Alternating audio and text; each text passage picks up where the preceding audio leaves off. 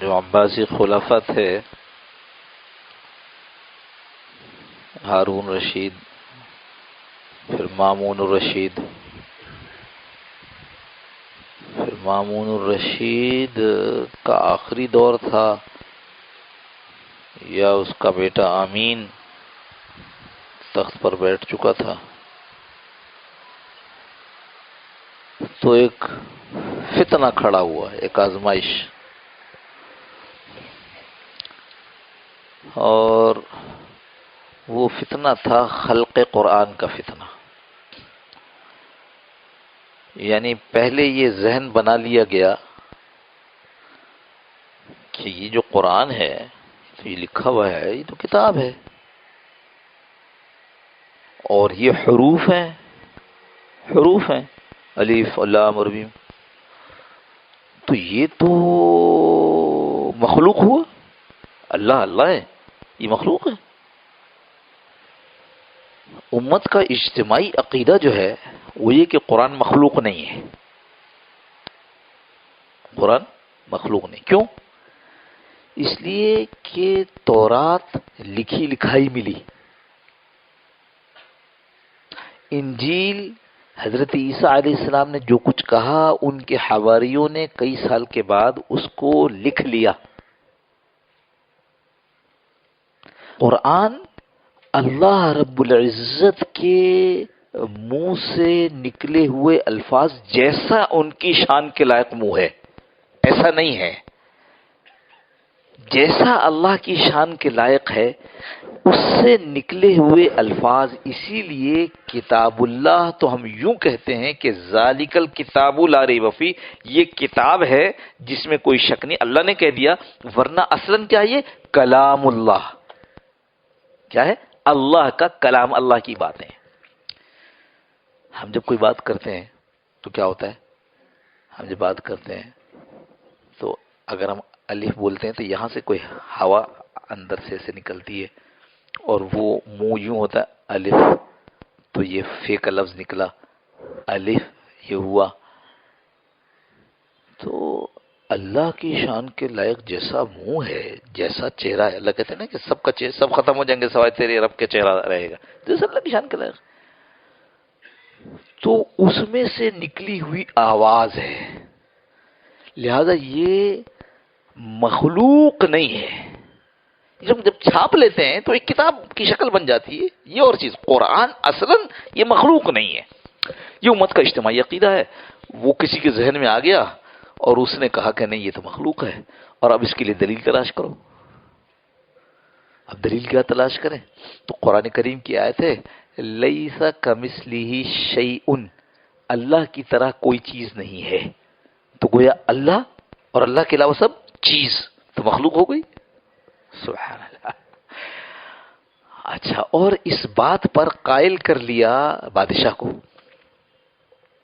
اس کی خبر، اس بات پر بادشاہ کو قائل کر لیا، اور بادشاہ نے اعلان کر دیا کہ جن لوگوں کا تو یہ عقیدہ ہے کہ قرآن مخلوق ہے ان کو تو چھوڑ دو، اور جن کا یہ عقیدہ ہے کہ قرآن مخلوق نہیں ہے تو ان کو پھانسی دو۔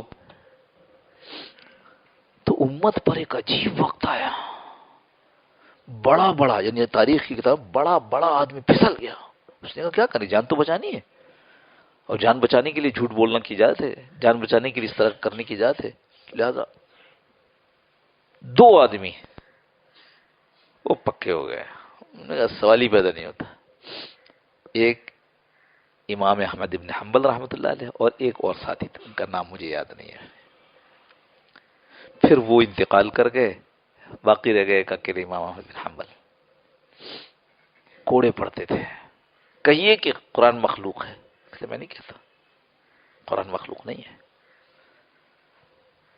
کہتے لیس کمثلہ شیء، اللہ خود کہہ رہے ہیں قرآن میں۔ یہ میں وہ بات جو جمعے سے پہلے میں عرض کر رہا تھا کہ باطل جو ہے وہ پہلے کسی چیز کو سوچتا ہے کہ یہ ان کے عقیدے میں داخل کرنا ہے، اس کے بعد اس کے لیے چیزیں تلاش کرتا ہے۔ یہاں تک ہوا بھائی کہ کوڑے پڑتے تھے، بے ہوش ہو جاتے تھے۔ ایک دفعہ ایک اور کسی کو بھی کوڑے پڑ رہے تھے، تو اس لائن میں یہ بھی تھے بیچارے کوڑے کھانے والوں. تو وہ جاتے جاتے کہنے لگا ان کو، دیکھو خیال کرنا میں ڈاکو ہوں، مجھے کوڑے پڑتے ہیں لیکن میں ہلتا نہیں ہوں، میں پھر وہی کام کرتا ہوں. تو میں جب اتنا مضبوط ہوں تو تم بھی مضبوط رہو، اس لیے کہ جب تم ہل گئے نا تو تم نہیں ہلے، پوری امت ہل جائے گی. تو آخر زمانے تک کہا کرتے تھے کہ مجھے اس ڈاکو کا سبق یاد ہے کہ میں اگر ہل گیا تو کوئی بات نہیں ہوگی، لیکن اگر پھسل گئے تو پوری امت پھسل جائے گی. اپنا ایک واقعہ فرماتے تھے کہ ایسا بھی ہوا کہ میری جو چادر باندھی جاتی ہے، لنگی کہو تہمت کہو، کھل گیا. اور میں اللہ سے یہ فریاد کروں، اللہ کوڑے تو کھا رہا ہوں لیکن مجھے لوگوں کے سامنے ننگا رسوا نہ کرنا. کہتے ہیں مجھے ایسا محسوس ہوا کہ کسی نے باقاعدہ پھر دوبارہ اس کو باندھ دیا، پھر جیل میں ڈال دیا گیا. فرمایا کرتے تھے کہ میرا جنازہ اس بات کا فیصلہ کر دے گا کہ کون حق پر تھا. اور جنازے میں جو مخلوق آئی ہے، بعض بزرگوں کے بقول کہ انہوں نے خود اس جنازے میں فرشتوں کو دیکھا. ایک واقعہ آیا ہے جو بڑے بزرگوں سے نقل ہوا ہے کہ وہ چلے جا رہے تھے، انہوں نے دیکھا میرا بیٹا آ رہا ہے، یہ بھی گھوڑے پہ آ رہا ہے وہ بھی گھوڑے پہ جا رہا ہے. وہ بھی دیکھے گا، ابا ہوگا جی بیٹا تم تو شہید ہو گئے تھے فلاں جگہ، تم کہاں؟ کہا آج اللہ نے شہداء کو ان کا جنازہ پڑھنے کے لیے بھیجا ہے. حکومت نے اس جگہ کی نپائی کروائی جہاں جنازہ ہوا تھا، اور اندازہ لگوایا کہ کتنے آدمی اس میں کھڑے ہو سکتے ہیں، 25 لاکھ آدمی. اور یہ جو انہوں نے فرمایا تھا، دیکھو اللہ کے ولی کی بات تھی کہ میرا جنازہ فیصلہ کر دے گا. 20,000 کے قریب غیر مسلم صرف جنازہ دیکھ کر مسلمان ہوئے. مسئلہ ہم مضبوط ہوں، اللہ کے نبی صلی اللہ علیہ وسلم نے جو دین بتلایا ہے، جو صاف صاف ہے، جو نقل ہوا ہے، بس ہمارے پاس یہ ہے. جو قرآن کی تشریح اللہ کے نبی صلی اللہ علیہ وسلم نے حدیث میں کی ہے، اب نیا آدمی اس کی کوئی تشریح کرتا رہے ہم نہیں مانتے. ہم کون سی تشریح مانیں گے؟ جو اللہ کے نبی صلی اللہ علیہ وسلم نے فرمائی ہے. اللہ کے نبی صلی اللہ علیہ وسلم سے قرآن کی کسی آیت کی تشریح منقول نہیں ہے اور مجھے یہ سمجھ میں نہیں آ رہا تو میں کیا کروں گا؟ اب میں یہ دیکھوں گا کہ تابعین میں سے کس نے کیا تشریح کی ہے، صحابہ نے کیا تشریح کی ہے. یہ جو خیر القرون قرنی، میرا زمانہ سب سے بہترین زمانہ ہے، آپ خطبے میں سنتے ہوں گے نا یہ حدیث، میرا زمانہ سب سے بہترین زمانہ، خیر القرون، سارے قرن سارے زمانوں سے بہتر کون سا ہے؟ قرنی، میرا زمانہ. ثم الذین یلونہم، پھر میرے بعد کا زمانہ ہے، ثم الذین یلونہم، پھر اس کے بعد کا زمانہ ہے. حضور صلی اللہ علیہ وسلم کا زمانہ، صحابہ کا زمانہ، اور پھر تابعین کا زمانہ. یہاں سے منقول ہے، بہت اچھی بات ہے. اور اگر یہاں سے بات نقل نہیں ہے اور ہم اندھیرے میں، ہمیں سمجھ میں نہیں آ رہا کہ کیا، جو ہو نہیں سکتا ایسا، تو پھر اگر کوئی ترجمہ، کوئی تشریح ہو رہی ہے تو اس میں صاف یہ دیکھیں گے کہ وہ پچھلی جو کسی آیت کسی حدیث میں بات آئی ہے اس سے ٹکرا تو نہیں رہی ہے. اب ایک آدمی کھڑا ہو کر کہتا ہے کہ یہ جو آپ لوگ کہہ رہے ہیں یہ اصل میں ایسا نہیں ہے، یہ جو نماز ہے اس کے لیے صلاۃ کا لفظ ہے، صلاۃ کا مطلب ہے دعا، تو آپ بس دعا کر لیا کریں. کتنا بڑا فتنہ کھڑا ہوا ہے منکرین حدیث کا، نماز دعا کر لیا کریں. اس آدمی نے تفسیر لکھی ہے قرآن کی، تو کیوں ہم نہیں مانیں گے؟ اس لیے کہ اللہ کے نبی صلی اللہ علیہ وسلم نے صلاۃ کا پڑھ کر کے بتایا ہے، حدیثوں میں آ رہا ہے کیسے رکوع، کیسے سجدہ، کیسے کیا، تم اپنی طرف سے قرآن کی تشریح کر رہے ہو. تو میرے دوستو اس کے اوپر مضبوطی کی ضرورت ہے.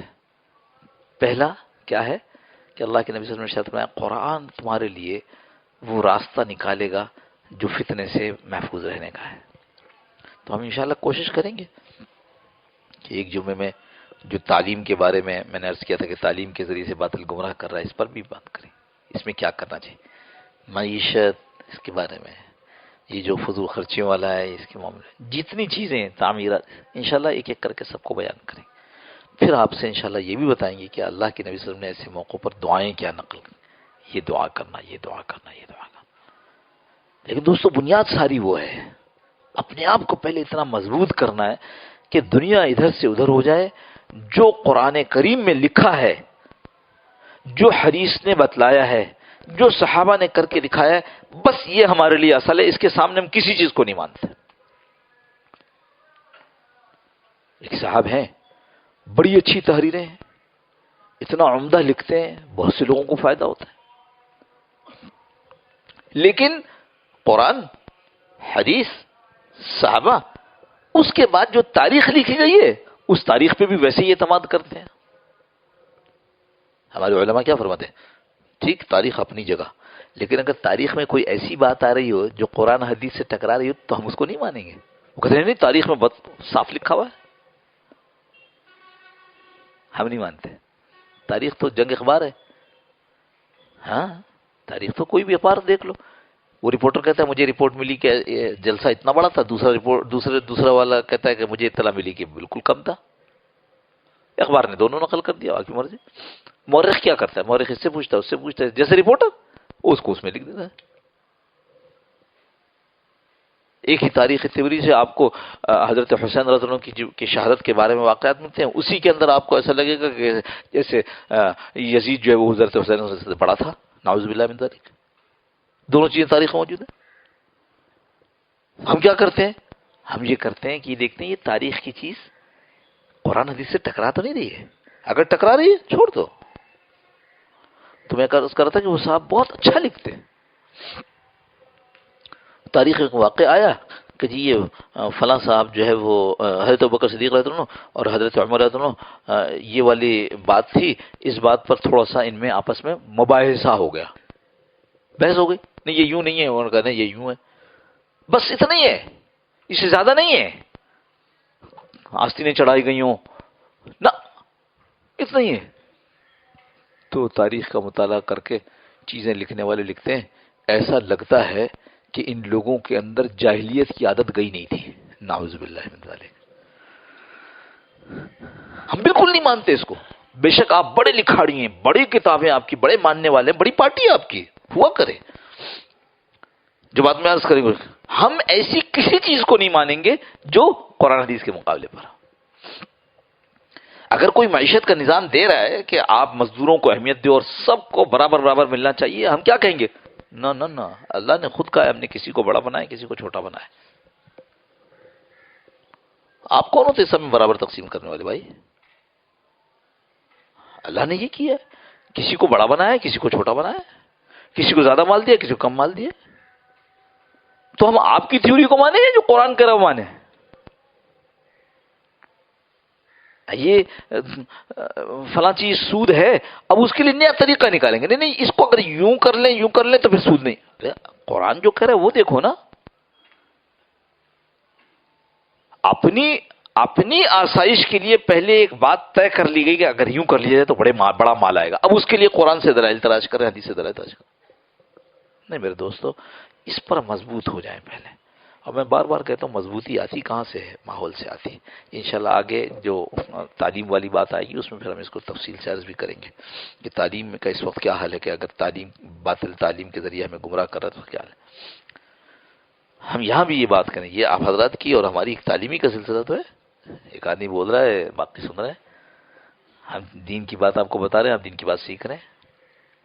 اس کے لیے سب سے مضبوط چیز ماحول ہے، جتنا آپ ماحول کو اختیار کریں گے۔ ہاں ہم تو عمومی طور پر دیکھ رہے ہیں، اچھا خاصا بچہ تھا، نمازی بھی تھا، محلے کے غلط لڑکوں سے دوستی ہو گئی، نماز بھی گئی، سگریٹ پینے لگا۔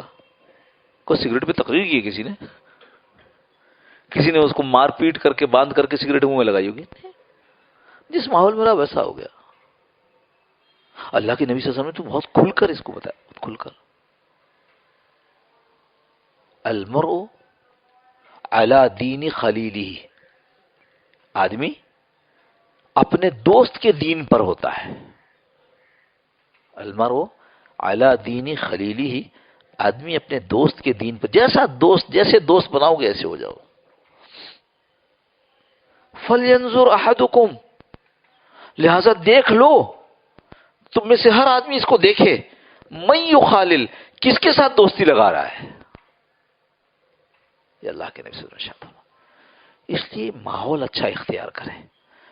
آپ یقین کیجئے یہ تقریریں، یہ لیکچر، یہ کتابیں، ان سب پر بھاری ماحول ہے. ماحول اچھا. ہمارے ایک دوست، میں تو بھائی کہیں ادھر ادھر ملتا نہیں، آج ہی صبح کو ایک نے اصل میں یہ کہہ دیا، دوست صاحب سامنے بیٹھے ہوئے تھے دونوں، تو ایک نے یہ کہہ دیا کہ میرا بڑا جی چاہتا ہے کہ میں سفر کیا کروں. مجھ سے پوچھا کہ یہ حضور صلی اللہ علیہ وسلم کے زمانے میں روم کا تذکرہ آتا ہے، تو اس کو بتایا کہ روم کیا تھا، اور وہ ایک سلطنت تھی، ساسانی بازنطینی سلطنت تھی، یہاں سے لے کر وہاں تک تھی، اور پھر دوسری اس کے مقابلے پہ ساسانی تھے، ایرانی. تو یہ اس طرح سے بتایا. تو دوسرے جو بیٹھے کہ میرا تو سفر کرنے کا جی نہیں چاہتا، میں تو یہ کہ جب ہو نا بھائی ادھر ادھر جانے کے بجائے بس ٹی وی کھول کر کے بیٹھ جاؤ. میں نے کہا میرے پیارے، بات یہ ہے کہ یہ بھی تمہارا ساتھی ہے، ہاں یہ بھی تمہارا ساتھی ہے، یہ بھی تمہارا دوست ہے. جیسے دوست تم کو گمراہ کرتا ہے ویسے یہ بھی تم کو گمراہ کرتا ہے. اور انٹرنیٹ، یہ تو سبحان اللہ، یہ تو آپ کو پتہ نہیں چلتا کہ جس کے ساتھ آپ باتیں کر رہے ہیں وہ واقعی محمد علی ہے یا کوئی کرسچن ہے. اور چھوڑیے یہ بھی نہیں پتہ چلتا کہ جو آپ جس سے آپ باتیں کر رہے ہیں وہ کر رہا ہے باتیں یا وہ کر رہی ہے باتیں. ہم اپنے بچوں کو موبائل دے دیتے ہیں، اپنے بچوں کو پتہ ہی نہیں ہے. میں لفظ استعمال کرتا ہوں کہ نیو یارک کی کوئی گلی سڑی ہوئی لڑکی سے بات ہو رہی ہوگی، وہ سمجھ رہا ہے کہ کسی دوست پاکستان میں کوئی آدمی بیٹھا ہو جس سے بات ہو رہی ہے. وہ کیا سکھائے گی اس کو؟ ہم مطمئن ہیں کیا ہے؟ ہر ایک کے ہاتھ میں کیا ہے؟ مجھے موبائل ہے. موبائل بھی کون سا ہے؟ وہ جس کے اندر فلمیں ڈاؤن لوڈ ہو جاتی ہیں. سبحان اللہ بحمدہ، سبحان اللہ العظیم. اس واسطے عرض کر رہے ہیں اپنے آپ کو مضبوط کیجئے، اور انشاءاللہ یہ مضبوطی کسی اور چیز پر نہیں، قرآن پر ہے. جب ہم کہتے ہیں کہ تمام فتنوں کا جیسے نجات کا راستہ قرآن ہے، تو ہمارے ذہن میں یہ آنے لگتا ہے کہ اس کا مطلب یہ کہ ہمارے محلے میں درس قرآن ہونا چاہیے اور پھر ہم سارے کے سارے سے بیٹھنے چاہیے. یہ ایک چھوٹا سا طریقہ ہے کہ درس قرآن ہو اور ہم قرآن کو سنیں. اصل کیا ہے؟ قرآن ہماری زندگیوں میں آ جائے. جو قرآن کی آیت ہے، قُل لِّلْمُؤْمِنِينَ يَغُضُّوا مِنْ أَبْصَارِهِمْ، ایمان والوں سے کہہ دیجیے کہ اپنی نگاہوں کو نیچے رکھیں. تو یہ آیت ہماری آنکھ میں ہو، کان کی آیت کان میں ہو، دل کی آیت دل میں اتری ہوئی ہو کہ جی دل کو ایسے رکھنا ہے. اللہ پاک ہم سب کو اس پر عمل کی توفیق نصیب فرما دے. اللهم صل على سيدنا مولانا محمد النبي الأمي وعلى آله وسلم تسليما كثيرا كثيرا. اللهم ربنا ظلمنا أنفسنا وإن لم تغفر لنا وترحمنا لنكونن من الخاسرين. اللهم ربنا لا تزغ قلوبنا بعد إذ هديتنا وهب لنا من لدنك رحمة إنك أنت الوهاب. اللهم ربنا آتنا في الدنيا حسنة وفي الآخرة حسنة وقنا عذاب النار. اللهم إنا نسألك العفو والعافية والمعافاة الدائمة في الدين والدنيا والآخرة. اللهم أعنا على ذكرك وشكرك وحسن عبادتك. اللهم أرنا الحق حقا وارزقنا اتباعه، وأرنا الباطل باطلا وارزقنا اجتنابه. اللهم إنا نسألك حبك وحب من يحبك وحب العمل يقربنا إلى حبك. اللهم اجعل حبك أحب إلينا من نفسنا وأهلنا من الماء البارد. اللهم ربنا تقبل منا إنك أنت السميع العليم، وتب علينا يا مولانا إنك أنت التواب الرحيم. وصلى الله تعالى على خير خلقه محمد وعلى آله وصحبه أجمعين برحمتك يا أرحم الراحمين. جزاكم الله خير. السلام عليكم ورحمة الله.